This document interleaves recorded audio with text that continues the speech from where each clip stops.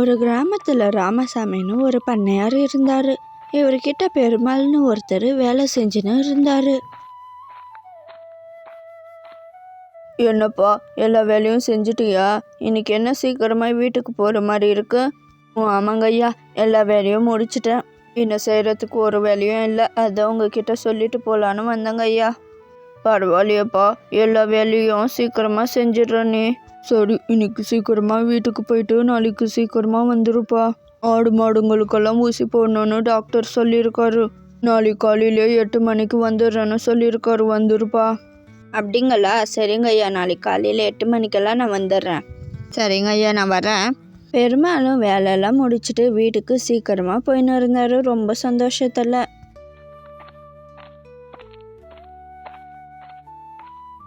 என்னங்க, நீங்க வேலைக்கு செஞ்ச கொஞ்ச நாள் தான் ஆகுது, வேலையெல்லாம் எப்படி போகுது? இதுக்கு முன்னாடி செஞ்சுன்னு இருந்த வேலை ரொம்பவும் கஷ்டமா இருந்துச்சுன்னு சொன்னீங்க, இது எப்படி இருக்கு? இது பரவாயில்லம்மா. ஆடு கோழி மாடு இது மட்டும் தான் பார்த்துக்கணும். விவசாயத்தெல்லாம் பார்த்துக்கிறதுக்கு வேற ஆள் இருக்காங்க. அவ்வளோ ஒன்றும் கஷ்டமாலாம் இல்லைம்மா, நல்லா தான் இருக்கு. பெருமாளுக்கும் சீதாவுக்கும் ஒரு பையனும் இருந்தாங்க. இவங்க 3 பேரும் அந்த சின்ன வீட்டில் ரொம்பவும் சந்தோஷமா வாழ்ந்துன்னு இருந்தாங்க. அடுத்த நாளும் ஆச்சு. என்னப்பா, டாக்டர் வந்து ஊசியெல்லாம் போட்டுட்டு போயிட்டாங்களா? நானும் உன்கிட்ட ஒரு முக்கியமான விஷயத்த சொல்றதுக்கே மறந்துட்டேன்ப்பா. அடுத்த வாரம் என் பொண்ணோட கல்யாணம் வச்சிருக்கோம்ப்பா. மறக்காம குடும்பத்தோட வந்துடு. சரிங்க ஐயா, கண்டிப்பா குடும்பத்தோட வந்துடுறோம் நாங்க. சரிங்க ஐயா, இன்னைக்கான வேலையெல்லாம் முடிஞ்சது, நான் வீட்டுக்கு போறேன். ஏங்க, அடுத்த வாரம் என் சித்தி பையனுக்கு கல்யாணம், குடும்பத்தோட வந்துருங்கன்னு பத்திரிக்கை வச்சுட்டு போயிருக்காங்கங்க. நீங்களும் வரீங்க தானே? போயிட்டு வந்துடுவோம் சீக்கிரமா. ஐயோ, என்னம்மா சொல்ற? பண்ணையாரோட பொண்ணுக்கும் அன்னைக்கு தாம்மா கல்யாணம். குடும்பத்தோட வந்துருங்கன்னு வேற சொன்னாரு.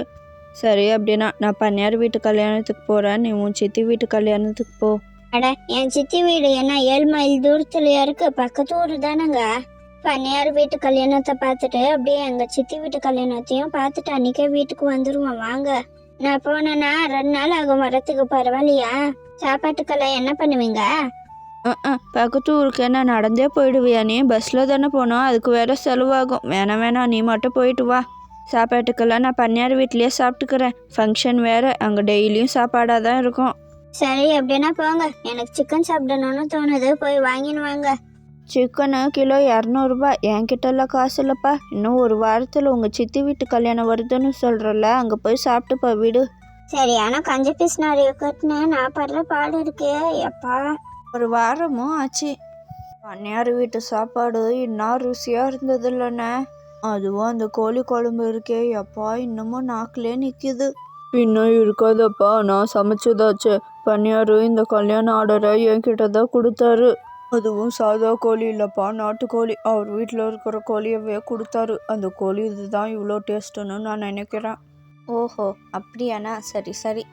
என்ன சீதா, கல்யாணத்துக்கு போயிட்டு வந்துட்டியா? நேற்று பண்ணையார் வீட்டில் கோழி குழம்பு சாப்பிட்டோம்மா.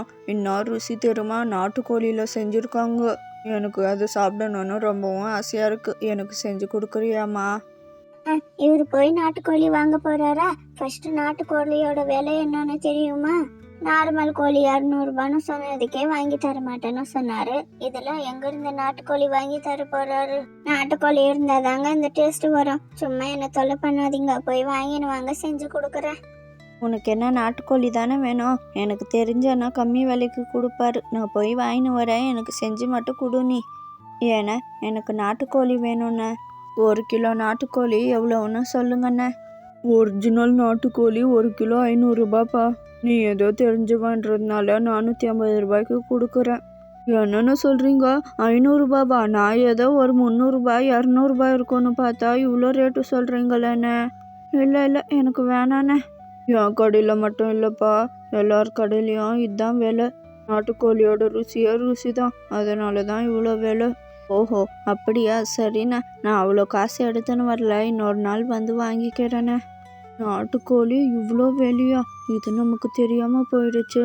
நம்ம வேற சீதா கிட்ட வெறும் பில்டப்பாக விட்டு வந்திருக்கோம். இப்போ கோழி வாங்கின்னு வரலன்னு சொன்னால் அவள் நம்மளை கேவலமாக பார்க்க மாட்டாளா? என்ன பண்ணுறது? பேசாமல் பண்ணையார் வீட்லேயே நம்ம திருடின்னு வந்துட்டா என்ன? நாளைக்கு வேலை செஞ்சுட்டு பண்ணையார் வீட்டிலேருந்து ஒரு கோழியை திருடின்னு வந்துடுவோம். வேற என்ன பண்ணுறது, இதை விட்டால் வேற வழியும் இல்லை, காசும் இல்லை. அடுத்த நாள் வேலையெல்லாம் முடிஞ்சதுக்கப்புறம் வீட்டுக்கு போகிறதுக்கு முன்னாடி ஒரு கோழியை திருடின்னு போயிட்டாரு. என்ன வேலை முடிஞ்சிட்டா வேலை முடிஞ்சிடுச்சுன்னு வந்து சொல்லிட்டு போவான் இந்த பெருமாள், இன்னைக்கு வரவே இல்லையே, என்ன ஆயிருக்கும்? வீட்டுக்கு போயிட்டானோ? என்னங்க தனியா நின்று ஏதோ புலம்பின்னு இருக்கீங்க, ஏன் என்னாச்சுங்க? அது ஒன்றும் இல்லைம்மா, இந்த பெருமாள் பையன் எதுவுமே சொல்லாமல் வீட்டுக்கு போயிட்டானா என்னன்னு யோசிச்சு நின்றுன்னு இருக்கம்மா. அவன் எப்படி போனா என்னங்க, வேலை ஆச்சா அதை பாருங்க. சரிம்மா. அந்த கோழியை நல்லா க்ளீன் பண்ணிட்டு பெருமாள் கொடுத்தாரு. அதை சீதா குழம்பு வச்சுன்னு இருந்தாங்க. அந்த குழம்போட வாசனை அந்த வீடு ஃபுல்லாக பரவுச்சு.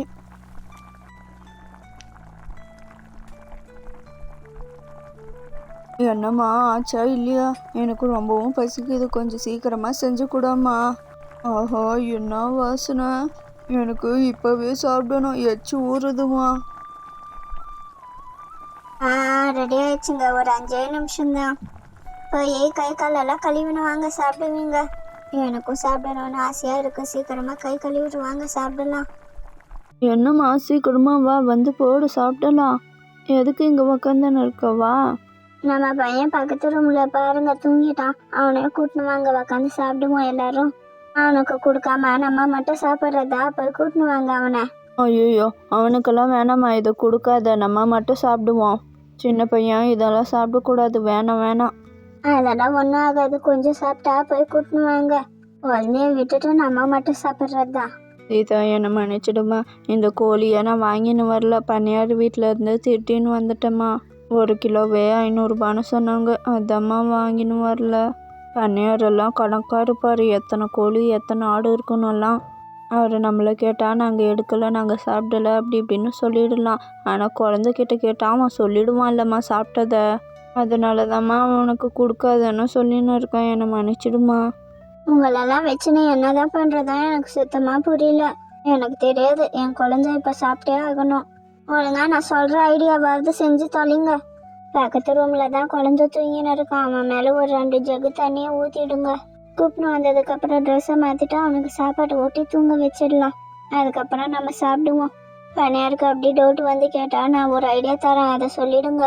ரொம்ப நன்றிம்மா, இதுக்கப்புறம் நான் இந்த மாதிரி ஒரு கேவலமான செயலை செய்ய மாட்டேன், என்னை மன்னிச்சிடுமா. அதுக்கப்புறம் சீதா சொன்ன மாதிரி அந்த குழந்தைய தூங்க வச்சுட்டு இவங்க சாப்பிட்டு இருந்தாங்க. அடுத்த நாள் பண்ணையார் வயலுக்கு போயிருந்தாரு. போன கொஞ்ச நேரத்துல வேகமாக வீட்டுக்கு வந்தார். அம்மா லக்ஷ்மி, நம்மளது ஒரு கோழியை காணுமா, யார் எடுத்துன்னு போனாங்கன்னு தெரியல. நம்ம நல்லா பாதுகாப்பாக கேட்டு கிட்டெல்லாம் போட்டு தானே வச்சுருந்தோம், எப்படி காணாமல் போயிருக்கோம்? வேற யார், அந்த வேலை செய்கிறான பெருமாள் அவனாக தான் இருக்கும். அவன்கிட்ட தானே கேட்டு சாவியெல்லாம் இருக்கு. அவனை கூப்பிட்டு விசாரிங்க, உண்மை தெரிஞ்சிடும். அவன் தான் இருப்பான்னு எனக்கு சந்தேகமாக இருக்குது. இன்னைக்கு வேலைக்கு கூட வரல அவன். இப்போவே ஆளுங்களை கூட்டின்னு வர சொல்கிறேன் இரு. ஏன்பா, ஏன் இன்னைக்கு வேலைக்கு வரலை? அதுவும் இல்லாமல் பண்ணையில் ஒரு கோழியை வேற காணோம். நீ தான் திருடின்னு போனியா என்ன? ஐயோ, என்னங்க ஐயா, நான் போய் திருடுவேனா? என்னை போய் சந்தேகப்படுறீங்களே, நான்லாம் ஒன்றும் திருடலைங்கய்யா. ஏங்க இவங்க வீட்டில் இருந்து வர சொல்லுங்க, அவங்கள விசாரிச்சு பார்த்தா எல்லா உண்மையும் வெளியே வந்துடும். இவனுக்கு ஒரு குழந்தை இருக்கணும்னு நான் கேள்விப்பட்டேன். அந்த குழந்தை நேற்று என்ன சாப்பிட்டுச்சுன்னு கேட்டால் தெரிஞ்சிட போகுது. கண்ணா, நேற்று உங்கள் வீட்டில் என்ன சாப்பாடு, என்ன சாப்பிட்டேன் நேற்று? நேற்று நான் சீச்சு பூவா சாப்பிட்டேன். எங்கள் வீட்டில் சீச்சு பூவா நேற்று. ஏங்க நான் தான் சொன்னல, குழந்தை போய் சொல்லாதுன்னு. பார்த்தீங்களா, அந்த குழந்தைய உண்மையாக சொல்லிடுச்சு. ஒரு நிமிஷம் இருங்க ஐயா, நேற்று சாயந்தரத்துலேருந்து என்ன நடந்தது, என்ன சொல்ல வரான்னு முழுசாக கேளுங்க. தம்பி, நேற்று சாயந்தரத்துலேருந்து என்னெல்லாம் பண்ணணும்னு எனக்கு கொஞ்சம் சொல்கிறியா? நேற்று சாயந்தரம் நான் ஜாலியாக விளையாடின்னு இருந்தேன், அதுக்கப்புறம் தூங்கிட்டேன். அதுக்கப்புறம் எழுந்து பார்த்தா ஒரே மழை. என் ட்ரெஸ் எல்லாம் நனைஞ்சிட்டு இருந்துச்சு. எங்கள் அம்மா எனக்கு ட்ரெஸ் எல்லாம் மாற்றி விட்டுட்டு எனக்கு சாப்பாடு ஊட்டி விட்டாங்க. பார்த்தீங்களா, குழந்தைக்கு கனவு வந்திருக்கு. நேற்று எங்கே வந்துச்சு நம்ம ஊரில் மழையே பெய்யல நேற்று. அப்புறம் எப்படி இவன் மழை வந்துச்சுன்னு சொல்கிறான்? அவனுக்கு கனவுல வந்ததை சொல்லின்னு இருக்கான். குழந்தை எப்பயுமே போய் சொல்லாதுங்க ஐயா. அதுக்கப்புறம் அந்த பண்ணையாரும் இவங்க தப்பு பண்ணியிருக்க மாட்டாங்கன்னு நினச்சி விட்டுட்டாரு. பார்த்தீங்களா, திருடுறது எவ்வளோ பெரிய தப்புன்னு இப்பயாவது உங்களுக்கு புரியுதா? அவர் பண்ண தப்பால நாங்களாம் வேற பதில் சொல்ல வேண்டியதாக இருந்தது. அதுக்கு தான் திருடக்கூடாது. ஏதோ எனக்கு கொஞ்சம் அறிவு இருந்ததுனால அதை ஏதோ சொல்லி தப்பிச்சோம். இல்லைனா என்ன ஆயிருக்கும் எங்க பொழப்பு. சரி, எவ்வளோ கஷ்டம் வந்தாலையும் நேர்மையா இருங்க நீங்களும். பாய், இன்னொரு வீடியோல பார்க்கலாம்.